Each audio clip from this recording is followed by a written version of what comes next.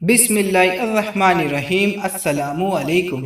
حضرت ابو ہریرہ رضی اللہ تعالیٰ عنہ سے مروی ہے، سیدنا خولہ بنت یسار رضی اللہ تعالیٰ عنہ حج یا عمرے کے موقع پر رسول اللہ صلی اللہ علیہ وآلہ وسلم کے پاس آئیں اور کہا، اے اللہ کے رسول، میرے پاس صرف ایک کپڑا ہے، یعنی ایک سوٹ ہے، اور مجھے اس میں حیض بھی آ جاتا ہے۔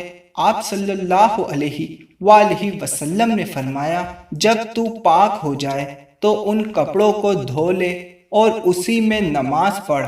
اس نے کہا، اے اللہ کے رسول، اگر اس کا اثر ختم نہ ہو تو؟ آپ صلی اللہ علیہ وآلہ وسلم نے فرمایا، دھونے کے لیے پانی کافی ہے اور اس کا باقی رہ جانے والا نشان تجھے نقصان نہیں دے گا۔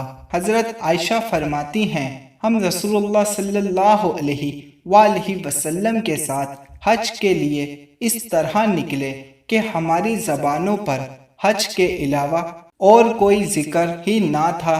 جب ہم مقام صرف پہنچے تو مجھے حیض آ گیا۔ اس غم سے میں رو رہی تھی کہ نبی کریم صلی اللہ علیہ وآلہ وسلم تشریف لائے۔ آپ صلی اللہ علیہ وآلہ وسلم نے پوچھا کہ کیوں رو رہی ہو؟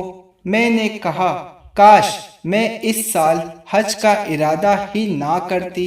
آپ صلی اللہ علیہ وآلہ وسلم نے فرمایا، شاید تمہیں حیض آ گیا ہے۔ میں نے کہا، جی ہاں۔ آپ صلی اللہ علیہ وآلہ وسلم نے فرمایا، یہ چیز تو اللہ نے آدم کی بیٹیوں کے لیے مقرر کر دی ہے، اس لیے تم جب تک پاک نہ ہو جاؤ طواف بیت اللہ کے علاوہ حاجیوں کی طرح تمام کام انجام دو۔ جزاک اللہ۔ حدیث مبارک سمجھ آنے کی صورت میں ایک لائک ضرور کر دیے گا۔ اللہ حافظ۔